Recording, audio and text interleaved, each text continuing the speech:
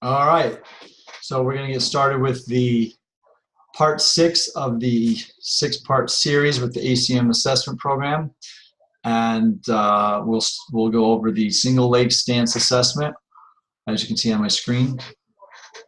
I wanted to go. I have a lot to cover. This is kind of a fun assessment, especially when you understand the dynamics of the single leg stance assessment and really what to gain from this assessment. And so I have a lot to cover with it. Let's start with how this software works, our ACM assessment software.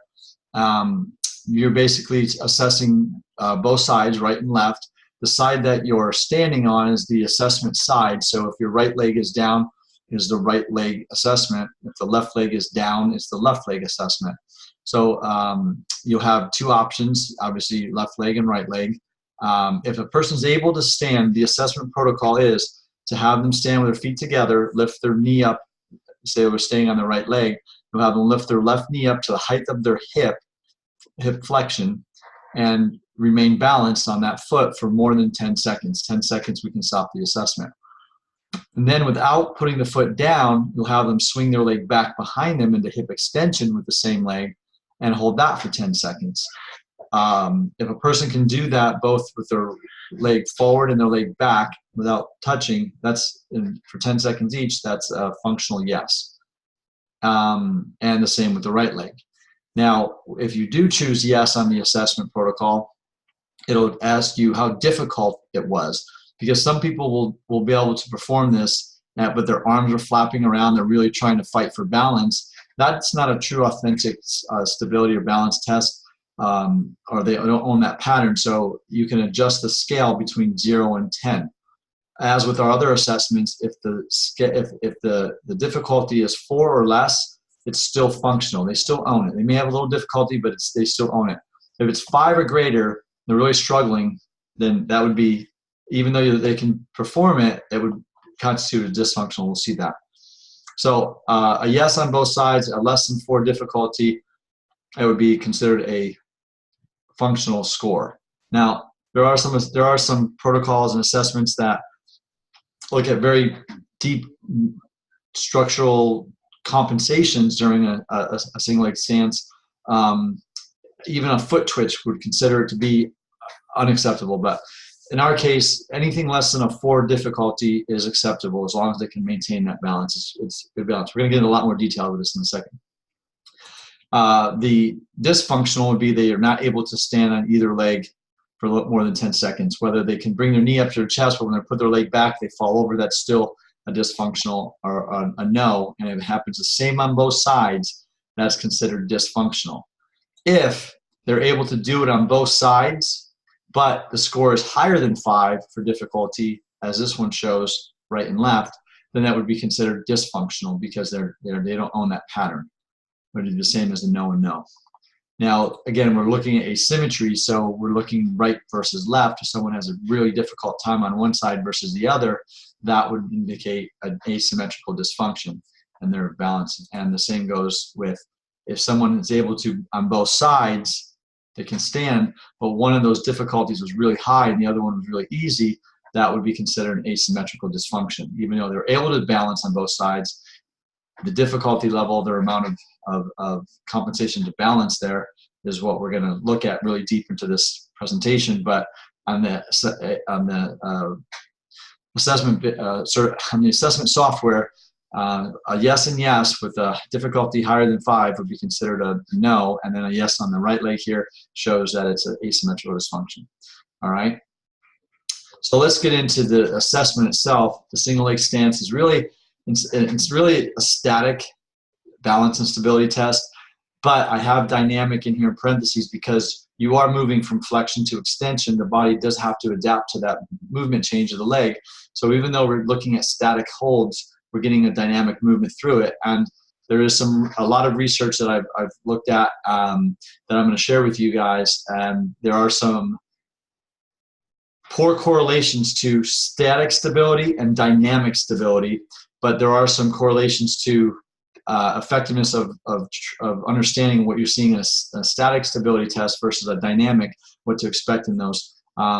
So it's interesting research, but a lot of our studies that we assess the stability of mass with are generally a static balance. I mean, we need to understand static balance before we get into dynamic balance. So that's why we stick with the single leg stance. I will tell you that the importance of this test, very simply, is that the entire day of moving, not just sitting in a chair, obviously, but our entire day of getting from one place to other requires a single leg stance. Your body has to shift weight from right to left foot as we walk. And so the more stable the body is, the less dysfunction occurs. And so this test kind of emphasizes the ability to perform the daily tasks without a lot of problem. There's a great article that I'm going to post here that offer you as the Human Balance System. That's the name of the article, and it gets really into the complexity of human stability and balance, and the three systems, the sensory input systems that help us maintain upright posture and upright balance. And they include the eyes, muscles, and joints, and vestibular organ, the ears, inner ears, and the coordination of all three of these sensory inputs to produce a sensory output, which is, or a motor output, which is the contraction of muscles.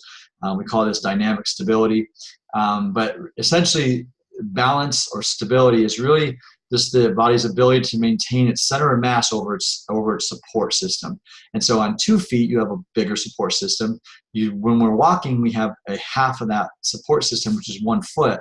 And it's our body's ability to stabilize our center of mass. We've talked a lot about center of gravity, center of mass, and the other assessments. But our ability to move that center of mass effectively over the base of support is what balance is. And again, your eyes, what we see, has an input to where our body should be, our muscles and joints, and I have muscles and joints highlighted in blue here because that's really going to be our central focus. We aren't practitioners to work on people's eyes or even their vestibular system, but by improving muscle joint input to these other senses has a big influence. There's a lot of studies that I'm going to share with you guys later on the contribution that injuries and pain have to this sensory input from muscles and joints. You got to remember, all of our muscles, joints, tendons, ligaments, cartilage has receptors that sense our position, our proprioceptive positioning, and which is what sends that signal to the brain, along with your sensory input, the eyes and vestibular organs, to remain upright and function in the upright position. So some of the factors that affect balance, obviously, are eyes. That's why some tests will have you close your eyes to see how well you can maintain, because you're taking away one of those 3 sensory inputs. I have age here as a 4th, but age does have an effect, especially the diminished neural response from all of these senses, which is just part of aging. And one of the reasons why we use some of these testing in the geriatric population to predict their likelihood of falling. But again, the factors that affect balance can come from the eyes, from the muscles and joints, and from a lifetime of use.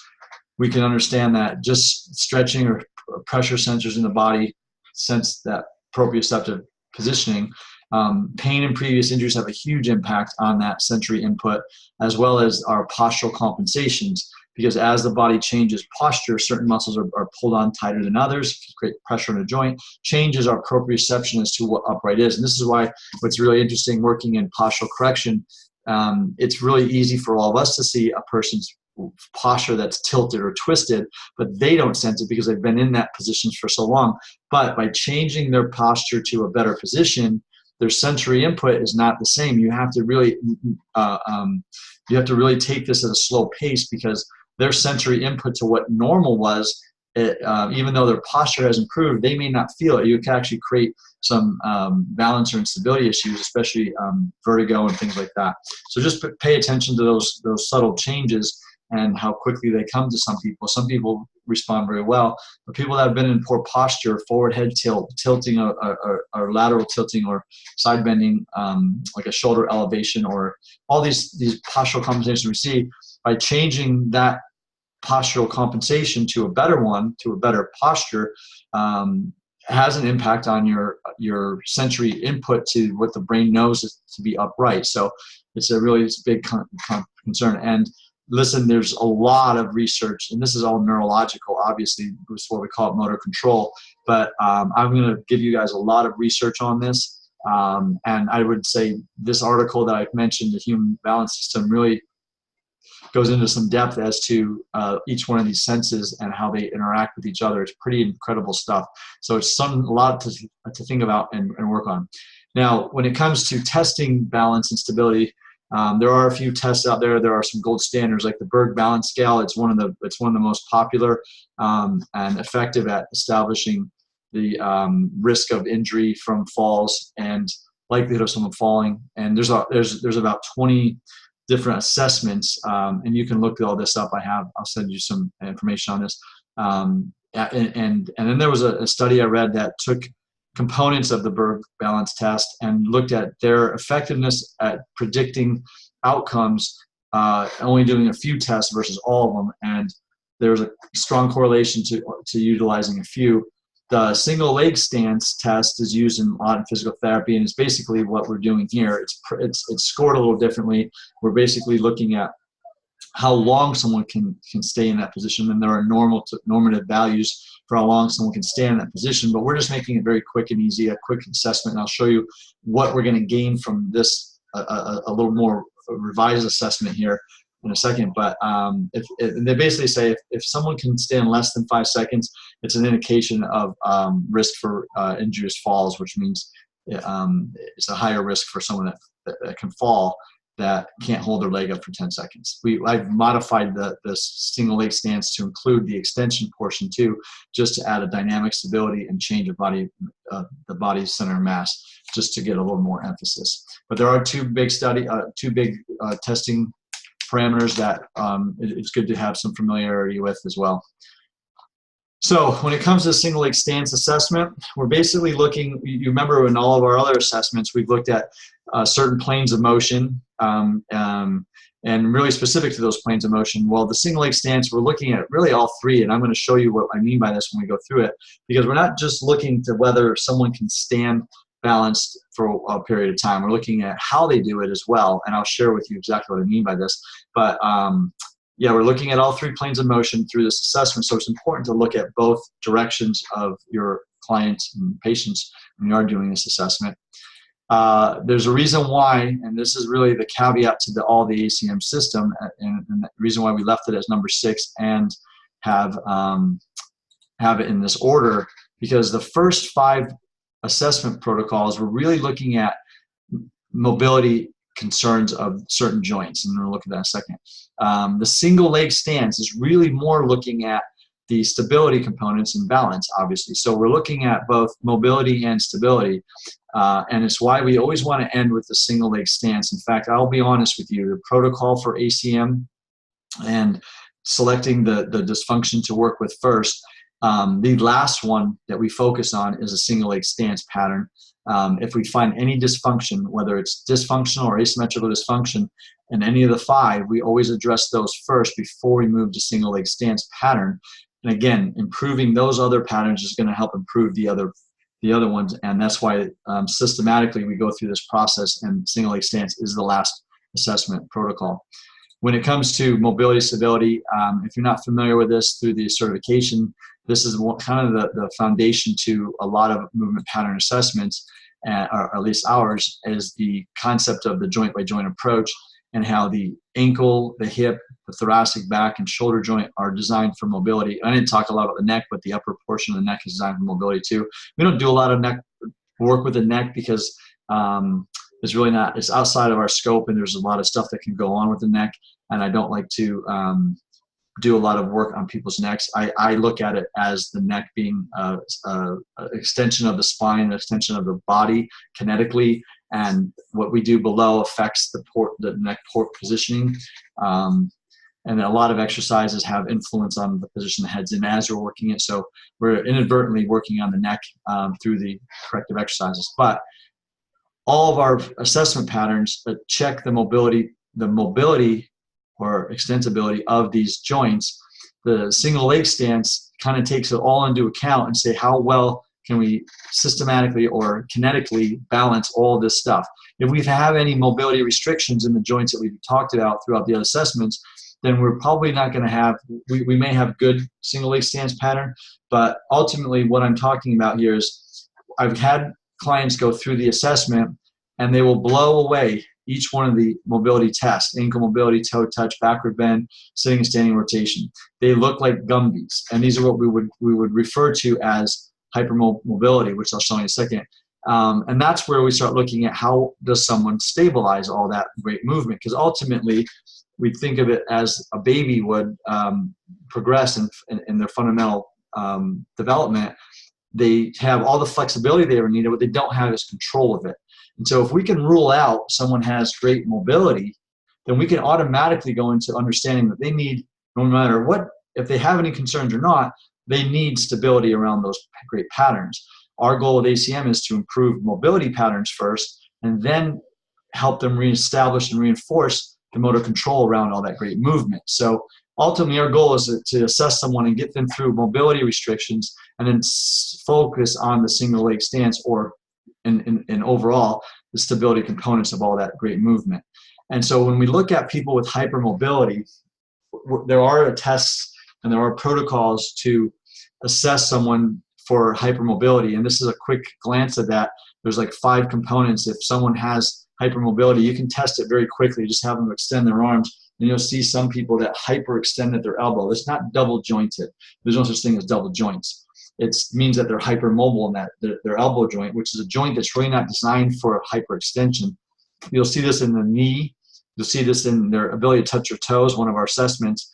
Someone who has tremendous hip flexion, their back stays flat. They're very hypermobile in their joint. There's nothing wrong with that. It's just that they have to learn how to control that movement. And a real quick one is just the ability to bring your thumb down to your wrist and bending your fingers back.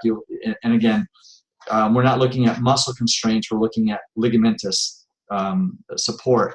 And if we see someone who is hypermobile, that just probably indicates that they have very, very lax ligament structures, which means go back and get better parents, because you can't do anything about that. All you can do is control that movement, that hypermobility, through the corrective exercises. So ultimately, we're looking to see if someone's extremely flexible, contortionist, or some of these yoga people who are really flexible. You just want to make sure that they're not wasting a lot of time stretching. They don't need to stretch. They need to stabilize that movement. So again, this is what the single leg stance is at the end of the pattern for, to help us kind of differentiate where we need to start this progression. The ACM assessment progression, again, it's just there's a reason why we put the single leg stance, because we're looking at the gross stability of the body over all the mobility restrictions that could be present. And I think we understand that now. So the components or elements of the single leg stance, this is from the sagittal view. And it makes it, and all we're really, most people are concerned with is whether they can balance on that foot or not, or they can complete the task. But I look at this a lot deeper. And from this view, I'm looking to see how well they maintain that postural line, ear, shoulder, hip, and knee, in both forward and backward leg position.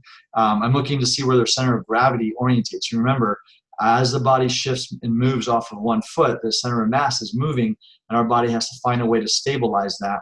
And that's where compensation can come in. I look at how well they can get into hip flexion, and can they actually get up there. If we found someone who has a toe touching pattern problem, or an extension problem, because as the right knee comes up, in this picture, the left knee is coming up, the right leg is staying down in extension.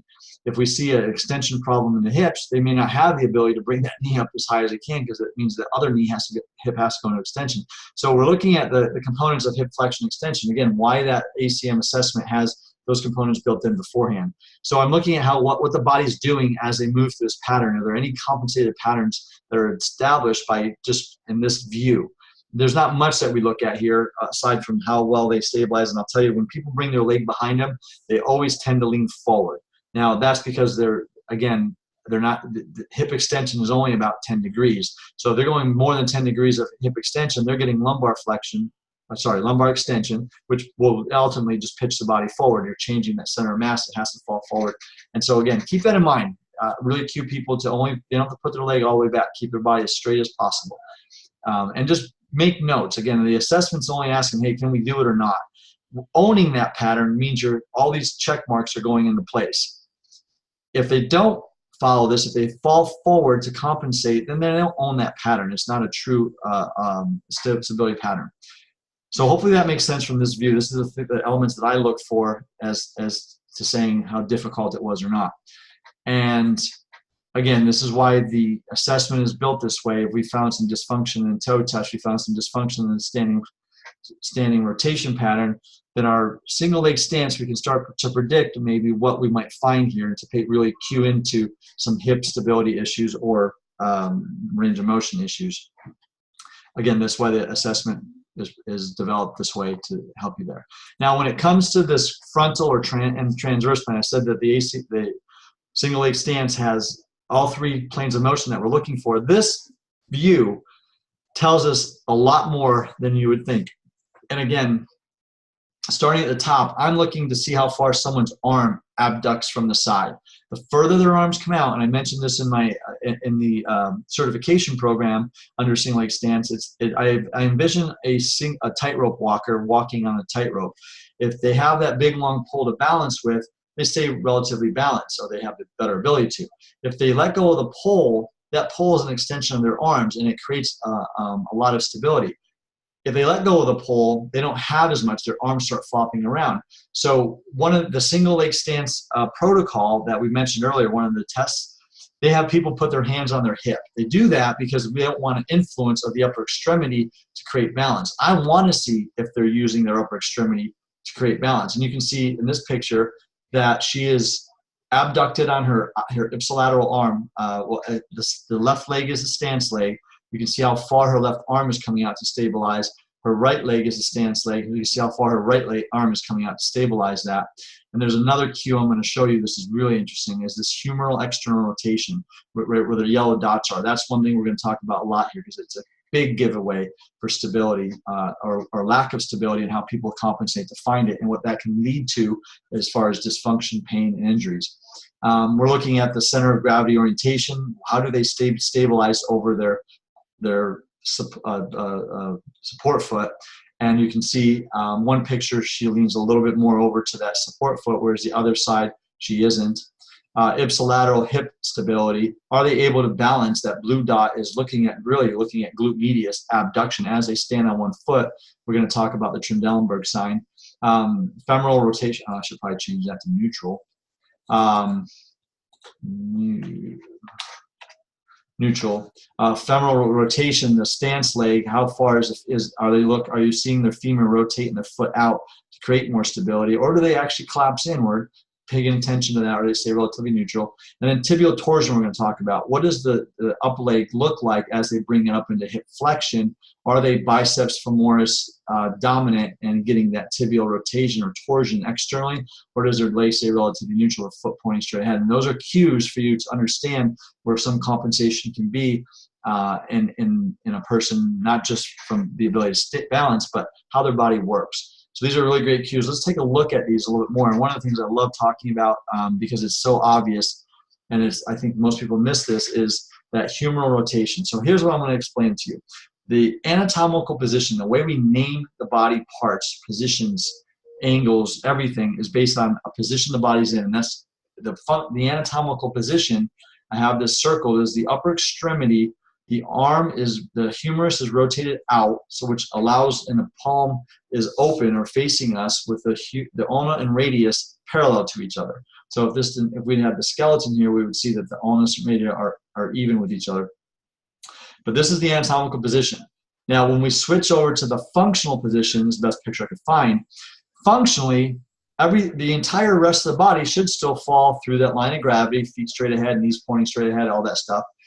But the arm, we don't walk around in anatomical position with the arm turned out and the palm facing out.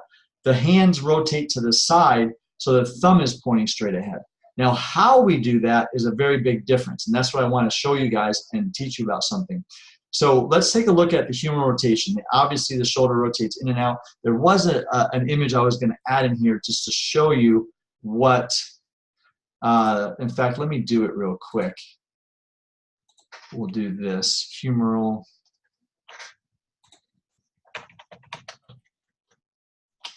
shoulder external rotation. And I just want to put one picture out and to do that. Oh, this is a good picture. Yeah, no. There's another picture that shows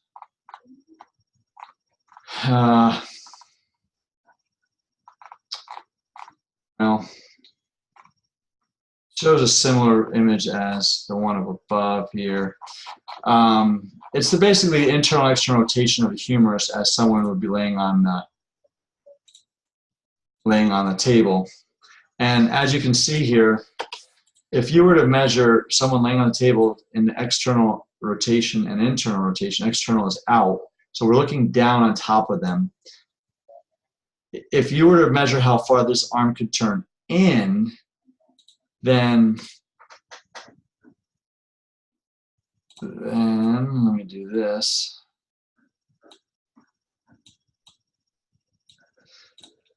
Internal rotation, that angle would probably be close to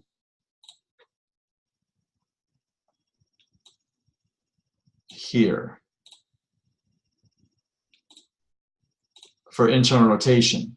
If we dissected this and said, look, we're not going to walk around with external rotation, which is what anatomical position is. This is a picture of looking down with his elbow bent. But we're also not going to walk around with internal rotation, or the arm turned in as far as it'll go. And so from center line, that humerus is essentially in about the middle of this angle. And that's about where the humerus should sit. So when we look at this picture, the humerus can rotate outward and it can rotate inward. This area of the elbow, or we call it the coracoid fossa, I'm sorry, the cubital fossa is this flat, broad area that's pointing at you, and the elbow sits there. That area, those two bones, the medial and lateral epicondyles, are exactly pointing at you. They're pointing perpendicular from the body, so it's straight ahead, like this arrow's pointing. But that's the anatomical position. The functional position would be about halfway through the middle. You can see this line of axis up here. This AP axis, anterior posterior axis, should actually be rotated inward for a functional position, like this picture is showing here. You can see the picture, the bicep is turned out, the humerus, the cubital fossa is pointing directly at us, whereas here the humerus is slightly rotated in, the cubital fossa is pointing a little bit inward. That's just a direct line of what the humerus is doing, and the hand is now, thumb is pointing at us, not away from us, to the side. So what happens is, this is in the wrong position. What happens is when somebody stands in anatomical position, here's the ulna and radius parallel to each other. As they walk, or you'll see some people walk and their thumb is pointing straight ahead, their side pointing direction they're moving. The radius would rotate over the ulna. Ulna doesn't rotate, and it would be in a relatively neutral position of the wrist. When someone rotates their hand all the way down, so think of doggy paddle. I call these doggy paddle walkers. They actually, looks like they're swapping the air as they're walking. Their hand is rotated all the way in, but what happens is the humerus stays externally rotated, and it's the pronation, or the rotation of this ulna, of the radius, that rotates in. And I know this may sound confusing, so just watch this. This cubital fossa is part of the humerus. Those 2 points on the ends of the elbow, on the sides, the medial and lateral epicondyles, stay facing away from you. If the humerus rotates in slightly, we're going to get a little bit of an angle. The lateral epicondyle is going to be pointing at you more than the medial epicondyle is. And that will allow the wrist to stay in a more neutral position instead of overpronating the wrist. Someone like this picture now, this is what I want to talk about. In this picture, here's the anatomical position, but as you can see in this picture with her hand, this is not where her hand is. The hand is always going to stay rotated in, or pointing straight ahead, the thumb, but the humerus stayed externally rotated. You can see the divot in her elbow here. This is the cubital fossa. If you imagine the 2 far bumps on the elbow, those medial and lateral epicondyles stay perpendicular to our body or externally rotated, and the hand rotates inward, pronates. Now, why is this significant? And I'm going to show you why this is in a second, but this is a dysfunction, and it's very important to watch this. You can see her other side here, the arm doesn't rotate out as excessively, and both pictures, you can see more of her cubital fossa here than on this one. It's rotating out more, and her hand still stays pronated. That means the wrist, the radius is rotating inward more. So this creates a lot of muscle tension, compensation through this entire upper extremity, and I'll show you that in a second here. But I just want you to understand what I'm looking at. This is one of the first things I look for with stability. And you don't even have to take someone through a single leg stance. You can just have them stand in front of you. If you see this posturing of their arm, they're looking for stability somewhere. And if that doesn't make any sense, I'll be happy to share more of that with you. One thing we have to understand is there's a lot of more muscles that contribute to, I just put this in the wrong spot. Where did I do with those muscles? Oh, it's right here. Sorry. Up here, this is what's significant about this. I have the muscles in here. All the muscles that internally rotate the humerus, turn that humerus in, are the big ones. The pectoralis, the teres major, and the lats. Those are the three big muscles of the upper extremity, that powerful big muscles that are internal rotators of the humerus. The anterior deltoid and subscapularis, the rotator cuff muscle, is also responsible. But they're all these muscles are large, strong muscles that encourage internal rotation. Think about how big a pec is, how big the lat is, and how big the teres major is. They're all internal rotators of the humerus. Now, when we look at external rotation, so the question is this, Mike, why would somebody externally rotate their humerus to stand up and balance when we know that there's only basically three external rotators? The two rotator cuff muscles, infraspinatus and teres minor, they're not big muscles. You can see up here, they're very small. If we compared those to the lat, the teres major, and the pectoralis, in fact, this is teres major right here. Teres minor is above it. This little guy and these two little muscles are the only ones that influence external rotation, along with the posterior delt. These two are your internal rotators. I'm sorry, your external rotators of the shoulder joint in the blue dot.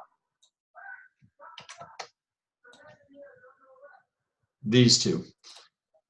The teres major, along with lat and pec, are large internal rotators. So these three muscles, especially and including the posterior delt, which isn't a very big muscle, influence external rotation. So somebody is actually using the three small, tiny muscles of the upper extremity to actually rotate their back or to the shoulder to create stability. Because what it does is the kinetic chain ties in the upper extremity, the rhomboids into the lower traps. All of that becomes very tight to create lateral stability. Because this is what's happening. We have to shift weight off of one side.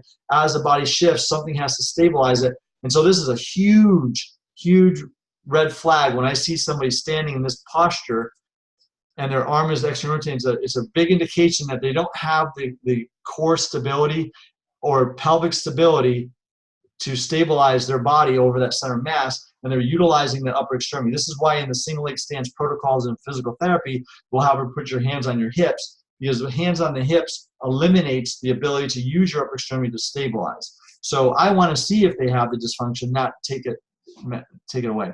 So you can have them try that and see if it's any better or worse. And I mentioned the triceps muscle in here, triceps brachii, and I mentioned biceps brachii and coracobrachialis for the internal rotators. I put these in parentheses, or I put these in italics, because even though that's not their main function, they do contribute to some external rotation of the humerus for the biceps. And the tricep, long head of the tricep, attaches to the scapula. It is going to have an influence on shoulder extension, adduction, bringing the arm down, and slightly external rotation of the humerus by its pull. So you cannot negate what the triceps brachii is having an impact on. Hopefully that makes sense. This is a lot to understand. Here's an example. Now, we've talked about this being a static stance. Here's an example of dynamic stability and how the same thing happens. Look at how far his arm is extended from his body, or abducted, and that external rotation, humeral external rotation. And look at the wrist compensation turning in.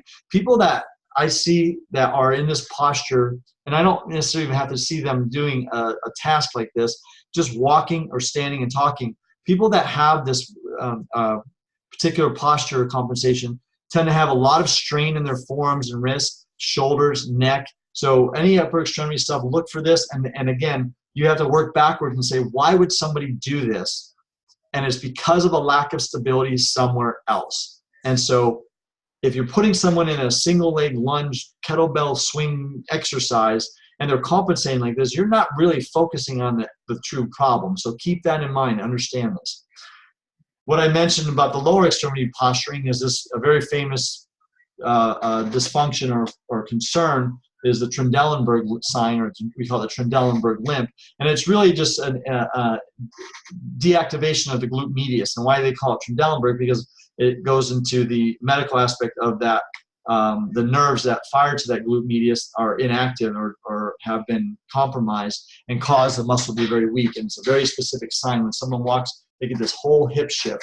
And we would call it sexy, but it's actually a very big dysfunction. If you think about what this does, if you look at the alignment of the pelvis, imagine that pelvis being square and centered, the pelvis, that pelvic line is this example here, normal as A, picture A. The pelvis has a slight tilt, but it's relatively level. The more that hip hits the ground and it tilts, what do you think the spine is doing every time it happens? So someone who has glute medius inhibition, abductor weakness is going to have this type of stance, posture, walk, gait pattern that can really compromise their spine, their neck, their shoulders. Look at what happens to the whole body to compensate. Remember, as that hip shifts, the center of mass is shifting and it has to find a way to stabilize. That spine is segmented individually to allow for stability or reestablishing balance. So that's why we have movement of the spine. But the more movement occurs in one direction, the more problems we're going to have at wearing things away. So this is a big thing. You'll see it from people that doesn't. Trendelenburg really indicates something related to nerve damage to that glute medius, but you can see it in weakness too, or just compensation. People that don't fire their glute medius to stabilize the abduction of their hip has a big problem with this. So I look for that component in the single leg stance. Are they straight through their bodies? The pelvis stay pretty level, and you can tell she is very level and stabilized through that. Now I look at tibial, the femoral rotation, internal or external, and you can see in her case she goes a lot more external on the right leg than the left leg, and so I would just make a note of that. And again, what we found in the single leg toe, in the toe touch, the backward bend, the ankle movement, all of those are kind of giving us an indication that maybe there's something going on this right kinetic chain side. So just pay attention to the femoral rotation. And then again, I mentioned bringing this leg up. What is that lower extremity doing? And that strong tibial rotation. Remember, tibial rotation only occurs through the biceps femoris muscle, tibial external rotation. And one muscle of the body that actually contributes to the tibial torsion external. It's not the ankle that's twisting, it's the tibia.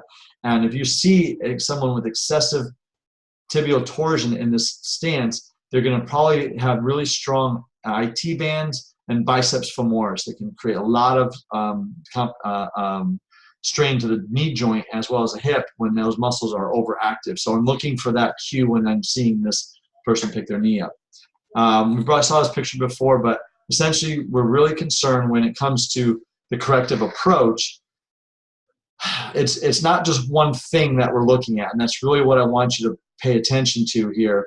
When we're watching an assessment, I'm looking at everything. I'm taking all the notes in from what I learned about their assessment, the first 5 mobility assessments, and then I'm watching all these cues, kind of predicting what I will find because of what I saw in the assessment. But when I get to this point, I'm just kind of cueing myself on where I think the biggest challenge is, because again, there's a lot of great stuff you can do to create stability, and there's a lot of bad things you can do. But we want to know if it's effective. And so if you're not paying attention to some of these things, you could just be causing, you could have someone stand on a Bosu ball, which is a famous balancing act, but is it really influencing their movement, their balance ability, or is it re-engaging or reinforcing the dysfunction? And that's why if you don't know how to identify these things, then you're going to miss that in your exercise selections. So when it comes to exercise selection, I left out all of the muscle contributions and everything, because you could pretty much say that the entire body is establishes itself to stay balanced on one foot versus the other.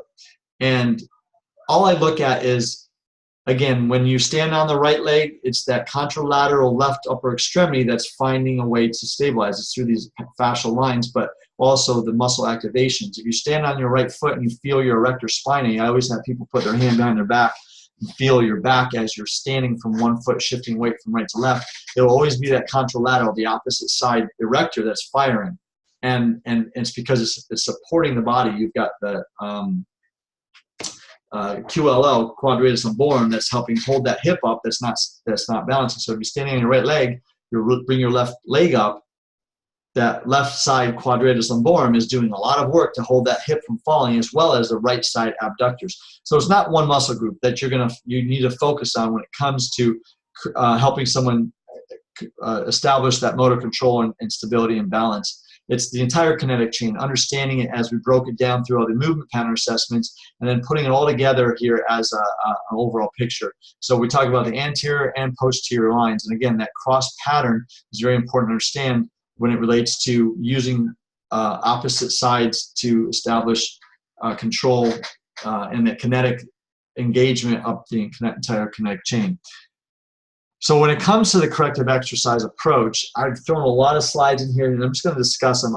Again, you've gotten familiar with my philosophy on cats and dogs. I believe the cat and dog position is a great starting point to address any asymmetries, any dysfunctions right to left, because you're setting yourself through the line of gravity on an unloaded position, essentially in the spine, and it just helps establish movement through the right patterns. And I mentioned this before, that the cat and dog is also a great assessment tool to see how well someone coordinates pelvic and thoracic contribution.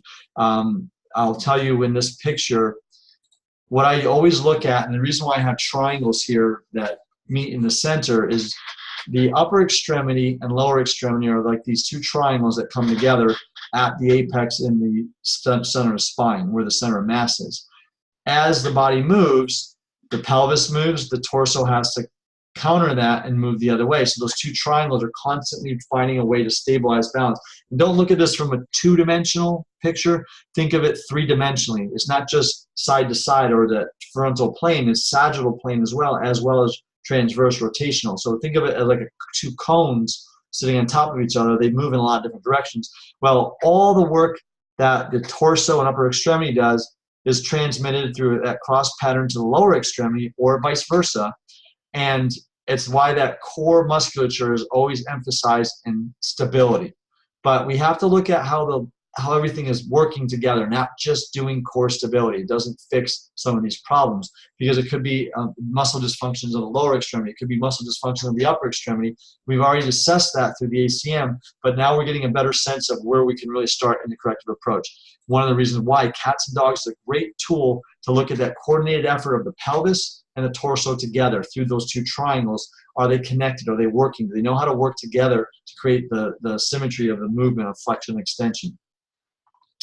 And I threw some pictures in here for examples. Depending on how badly someone stabilizes, or maybe how much pain they may even have discomfort-wise on their back, neck, whatever.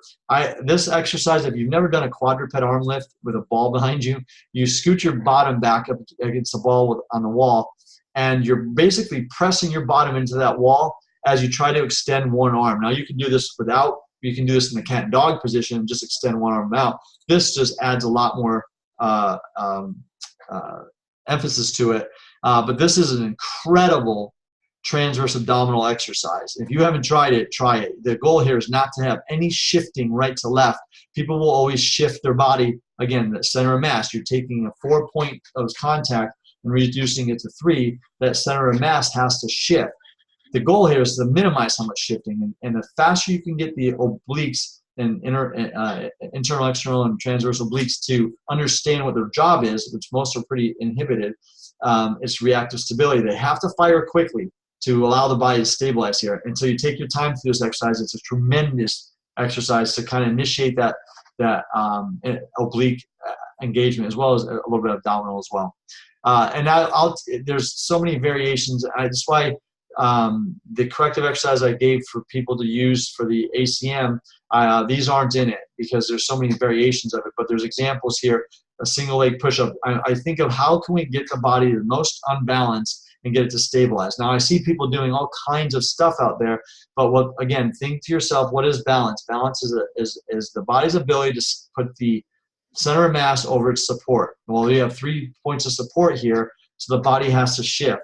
You have to utilize the torso and the pelvis together, which is the core, to create that stability. But if someone's hip shifts out, if from this view, we wouldn't really call this a Trendelenburg sign, but you would see a big hip shift to the side, to that left side that she's balanced, I'm sorry, her left side that her foot's down.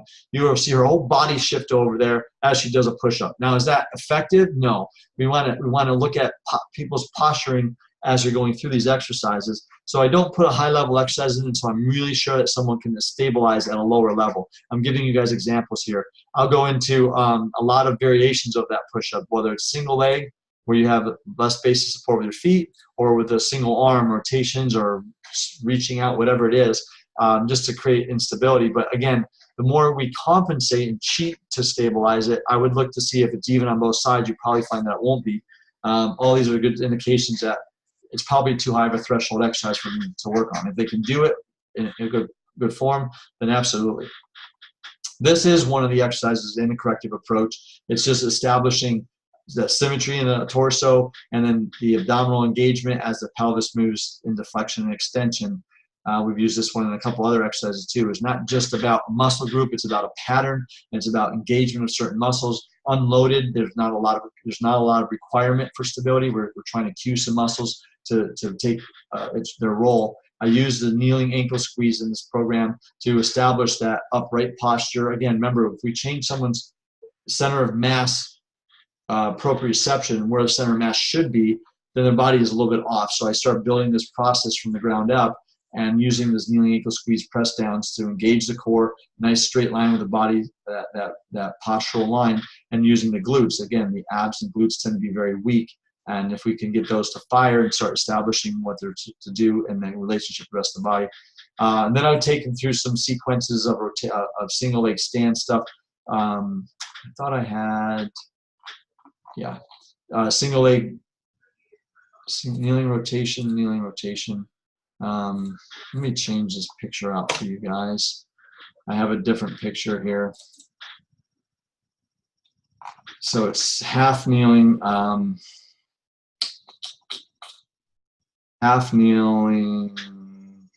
yeah, just half kneeling tricep stretch. I use this one a lot. Just again, putting someone in an inline position, trying to stabilize, establish that kinetic line, that line of gravity up through the postural line.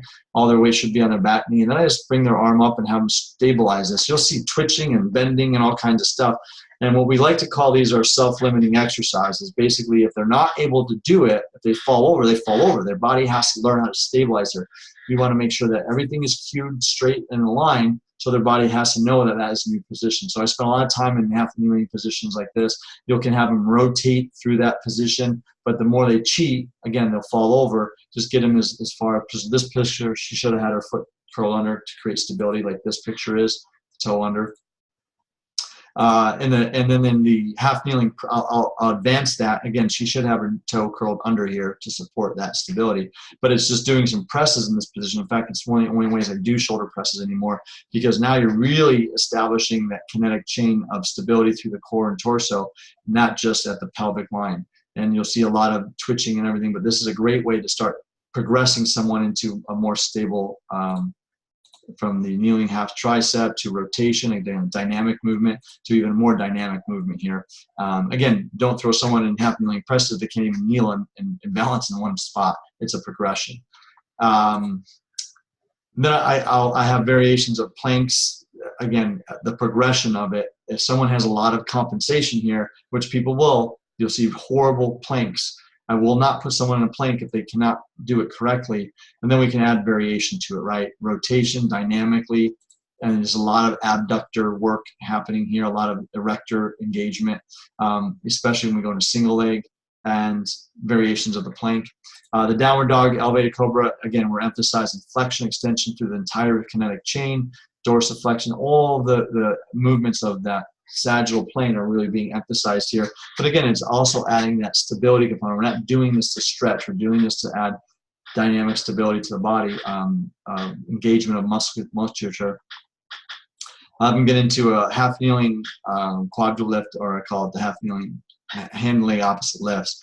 It's just extending out and then curling under, and it's really interesting. People can extend their leg and arm, but you'll see their whole body shift and twist. So what I usually cue people on, I get them in the cat and dog position, hands, knees on the floor, and an imaginary line between their feet, their knees, their belly button, and nose should all line up.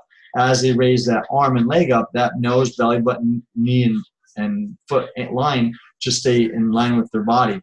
Another way to do this is have them put their down leg, in this case the right leg, have her put it up against the wall so that she can't shift over to the side, and she's forced to stay in abduction here, or forced to use her abductors, glute medius, in a hip flexion position, and then curl in. It's really a great exercise, especially if you can progress that to the single leg, the same side. Right here we're doing opposites. We also have one that's same side, where you can balance on both your right hand and right knee and extend the left arm and left leg. It has adds a huge element to that. This is a great starting point, especially from cats and dogs, to start seeing how well they can stabilize through that dynamic range. And then again, I'll get them loaded and start teaching the body how to stabilize. And again, people do these all the time, but they tilt their body, they kick their hip, they shift their hip over. I wouldn't put someone in a standing lateral leg raise if I see any compensation. They have to be able to maintain that upright posture on the side. And then I'll actually go through flexion extension here as well, like the single leg stance assessment, just to assess that swinging motion and get the body to understand it better. But you're looking for all those cues we mentioned in the single leg stance. If this is too much, they're going to compensate and find a completely different way to do it. Is it really establishing a good kinetic pattern, or is it reinforcing their dysfunction? So really pay attention to that. And then, as I always do in my corrective exercise, I reestablish strength, stability through a free squat or some sort of way of saving that document. There are so many different variations to creating stability. All I care about is someone has the mobility to get there. If you already have the great mobility, then do whatever you want. Just be very careful about cueing the areas that we talked about in the assessment, because people will cheat and compensate. You don't want to reinforce. Someone has great mobility. You don't want to reinforce compensation, because that's going to lead to dysfunction and decreased mobility. And also pay attention to people that are hypermobile. You're going to put a lot of strain on joints if you're putting them in end ranges. So pay attention to how they're performing those type of things. I'll see people in a push-up position all the time that hyperextend the elbow. It's probably not the best position to be in. I would cue them on keeping the elbow bent slightly, which to them feels like it's bent 90 degrees, but they're relying on that capsular stability, which is going to create a lot of strain to the joint. Here's just some variations of different exercises I love. I love a lot of anti-rotation work. So she's going into just a bilateral squat, but with the torso, she's holding this cable, and the body is being pulled and twisted to the side, and she has to maintain upright posture. It's a great way to tie in. I like to tie in the torso to the pelvis in all my core stability work, and this is a great exercise. And then we can do variations of that with the single leg lunges patterns. These things, you don't even need weight. People that do these that are pretty strong don't even need weight. We're not really we're not looking at how big and strong the quads and squat is if someone can't even be able to stand on one foot. And I think I mentioned to you that a while ago in some of my assessment videos and in my certification about a friend of mine who was leg pressing 900 pounds, 20 plates on the leg press machine. When I took him through the ACM assessment, he blew every test away, a complete Gumby. when I had him get to the single leg stance, he couldn't even balance on one leg. It was absolutely incredible. He was shocked that he could not balance on one leg, either leg, in anything I had him try. So his problem wasn't that he was weak or tight. His problem was he had no control of all this movement, and the leg press wasn't the best variation.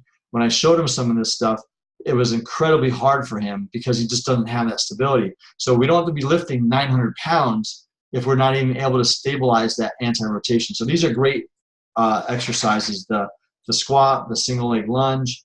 I do chops and crosses all the time. These are, this is just switching the leg inside and out, outside and in. I do a lot of variations of chops and lifts, like I said, and then even the tall kneeling, which is both knees on the floor, chops and crosses here. And any variations of this type of stuff is going to start establishing great core stability, but just pay attention to testing it before and after. If you're still seeing the same compensatory patterns, then for instance, the standing lateral leg raise, if someone has too much compensation here and they're just cheating, then I'll put them on the ground and have them do lateral leg raises on the floor, outer thigh lifts, because now the ground is stabilizing them and they can start working on those isolated muscles. But as I go through the corrective exercise, I'm really trying to reinforce all the patterns through the kinetic chain. As you can see, there's not just one thing we're focusing on here. We're taking the body through all three planes of motion and getting it to understand what it's supposed to do in those three planes of motion. So that's kind of why I like the variations of cables and stuff like that. But don't just throw someone on cable work with all these advanced movements if they're not even able to stabilize in some of the smaller, less aggressive or less threshold movements. So that's the approach I take in the corrective exercise for a single leg stance. And overall, someone that has a yoga person, like we mentioned before, the yoga person has, a lot of them have a lot of great flexibility. And so emphasizing stretching for them and the yoga poses, we really want to help them emphasize some of that stability component, or what we would essentially call strength or motor control, through variations of exercise. And so just keep that in mind as you go through. We want to make sure that we're assessing all the movement pattern dysfunctions, the mobility restrictions, before we even start considering stability. And again, we've mentioned this before, a lot of thoracic compensation occurs because of poor stability elsewhere, and this again just helps you re-emphasize where that stability problem could be coming from. All right, well, thanks guys.